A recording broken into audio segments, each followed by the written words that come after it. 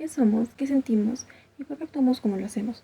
Estas son preguntas que se hacían algunos filósofos en la antigua Grecia. Hoy vamos a conocer a 5 filósofos que se hicieron estas preguntas. Los últimos 2 fueron los que dieron un paso más allá. Número 1. Empédocles. Él propuso la teoría de que las sensaciones vienen de unas partículas que penetran los órganos de los sentimientos. Número 2. Hipócrates. Hipócrates planteó la famosa teoría de los 4 humores: la bilis negra, la bilis amarilla, la flema y la sangre. Esto lo hizo a manera de explicar el temperamento humano. Número 3. Sócrates. Sócrates, por su parte, dio la teoría de que el conocimiento surge de uno mismo, haciéndose preguntas que nos obligan a reflexionar. Ahora sí, vamos a pasar a los 2 que dieron un paso más adelante. Platón. Platón dio la teoría de que el alma y el cuerpo eran uno solo y que no podían separarse, y que solo el alma verdadera podría llegar al conocimiento. El quinto es Aristóteles. Aristóteles, a pesar de que era el alumno de Platón, tuvo una idea distinta. La idea de Aristóteles era que el alma y el cuerpo eran algo unido, que no podían separarse. Pero él no se quedó ahí, porque él también dio las bases del conocimiento. Ahora saltamos a la Edad Media. En la Edad Media existieron 2 personas que dieron estas ideas al pensamiento cristiano. Fueron Agustín Hipona y Tomás de Aquino. Estos 2 trasladaron todas estas ideas del concepto, todas estas ideas al pensamiento cristiano. Y también todos esos conceptos que tiempo después la psicología lo estudiaría.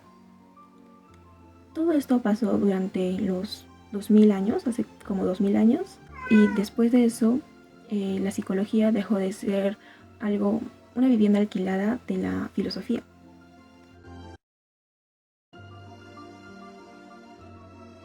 El nacimiento de la psicología como ciencia. En 1879, en la ciudad alemana de Leipzig, un médico fisiólogo llamado Wilhelm Wundt tomó una decisión muy importante que cambiaría la historia. Wundt fundó el primer laboratorio psicológico experimental. Con este acto, la psicología dejó de ser filosofía, convirtiéndose así en una ciencia independiente. De este modo, el estudio de la mente tendría experimentación, tendría medición y resultados verificables. Wundt es reconocido como el padre de la psicología experimental. Su estudio calcula la reacción de un sujeto frente a un estímulo. El estructuralismo. El estructuralismo se da a partir de Titchener, que fue uno de los aprendices de Wilhelm Wundt. El estructuralismo buscaba identificar las experiencias conscientes como las sensaciones, los sentimientos e imágenes. El método era la expresión analítica, es decir, que las personas podían describir sus propios estados mentales. Paralelamente, a finales del siglo XIX en la Viena, Sigmund Freud abrió una nueva dimensión del inconsciente. Para Sigmund Freud, nuestra conducta no estaba controlada por la razón consciente, sino por impulsos, deseos y conflictos que ni siquiera nosotros reconocemos. A través del análisis del sueño, la asociación libre y estudio de casos clínicos, fundó la psicodinámica. Sus ideas fueron revolucionarias y polémicas. Los traumas infantiles, la reprensión, la sexualidad como motor del comportamiento. Carl Jung ampliaría y continuaría con esta tradición con sus teorías de arquetipos e inconsciente colectivo. En pocas décadas, la psicología ha dado un salto enorme en la introspección fisiológica al laboratorio experimental de los misterios del inconsciente. La ciencia del comportamiento humano está en marcha. Pero, ¿qué es investigar en psicología? ¿Cómo podemos pasar de una observación cotidiana como parece que esta persona está ansiosa a un conocimiento científico válido y confiable? Los psicólogos utilizan principalmente 3 tipos de método de investigación. El primero es el método descriptivo, el cual se basa en observar y registrar las conductas tal como ocurre, sin intervención. Aquí podemos encontrar encuestas, estudios de casos y observación directa. El segundo método es el método correlacional. Es aquel que permite detectar relaciones naturales entre variables. Si 2 cosas ocurren juntas, por ejemplo, el nivel de estrés y el consumo de cafeína, podemos medir la fuerza de esa asociación con un coeficiente de correlación. Pero hay una regla de oro que todo psicólogo debe recordar. Correlación no implica causalidad. El hecho de que 2 variables estén relacionadas no significa que una cause a la otra. El tercer método, y el más poderoso, para establecer relaciones de causa y efecto, es el método experimental. Aquí el investigador manipula deliberadamente una variable, llamada la variable independiente, y mide su efecto sobre otra variable, llamada la variable dependiente, asignando aleatoriamente a los participantes a diferentes condiciones.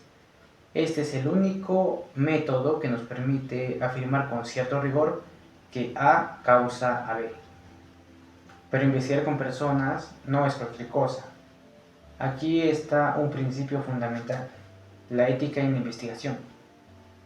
El código de la American Psychological Association, la APA, establece que toda investigación en seres humanos debe cumplir con 3 condiciones fundamentales. Primero, los participantes deben otorgar su consentimiento informado, comprendiendo plenamente la naturaleza del estudio y los riesgos que éste implica. Segundo, deben participar de manera voluntaria, sin presiones ni coerciones de ningún tipo. Y por último, tercero, deben estar protegidos de cualquier daño físico o psicológico. Estos principios no son meras formalidades. Nacieron de episodios oscuros en la historia de la ciencia, cuando se realizaron experimentos inmorales con personas vulnerables sin su consentimiento. La ética en la investigación es, en definitiva, el reconocimiento de la dignidad humana dentro de la ciencia. La psicología en Latinoamérica y el Perú. Mientras Europa y Estados Unidos construían las grandes escuelas psicológicas, en América Latina también algo se comenzaba a mover. Solo 19 años después de que Wulff fundara su laboratorio en Leipzig en 1898, el filósofo argentino Horacio Piñedo estableció el primer laboratorio de psicología experimental de nuestra región en el Colegio Nacional de Buenos Aires. 3 años después habría un segundo laboratorio en la Universidad de Buenos Aires y en 1908 fundada la Sociedad de Psicología de Buenos Aires, la primera de su tipo en el continente. A partir de las décadas de 1920 y 1930, la psicología fue echando raíces en otros países latinoamericanos. Chile, Brasil, Colombia, México. Hoy, según datos de Rumber Ardila, la psicología se enseña en 16 países latinoamericanos. Existen 13 asociaciones profesionales de psicólogos y se publican 42 revistas especializadas en la región.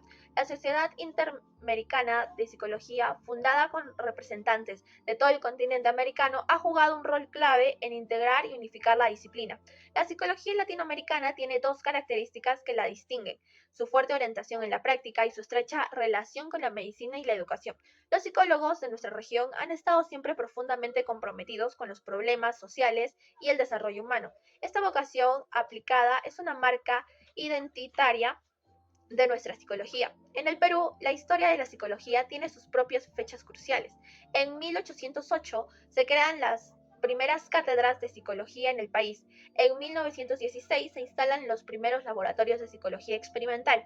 2 figuras dominan el debate fundacional de la psicología peruana: Honorio Delgado, de orientación fisiológica, intuitiva y fenológica, y Walter Fluch, de orientación experimental positiva y naturalista. Esta tensión entre una psicología más humanista y más científica marcó décadas del desarrollo disciplinar. En 1954 se funda la Sociedad Peruana de Psicología y en 1955 la sección de Psicología en la Universidad Nacional Mayor de San Marcos organiza el primer programa formal de formación de psicólogos profesionales. El 30 de abril de 1980, fecha que los psicólogos peruanos celebran cada año, se funda el Colegio de Psicólogos del Perú, institución que ha consolidado la psicología, una profesión legalmente reconocida y socialmente valorada. Hoy la psicología peruana es una disciplina institucionalizada con una orientación predominante cognitivo-conductual, aunque en constante diálogo con otras corrientes. Tiene universidades, revistas especializadas, sociedades académicas y un campo profesional que abarca desde la clínica hasta las organizaciones, la educación y la psicología forense.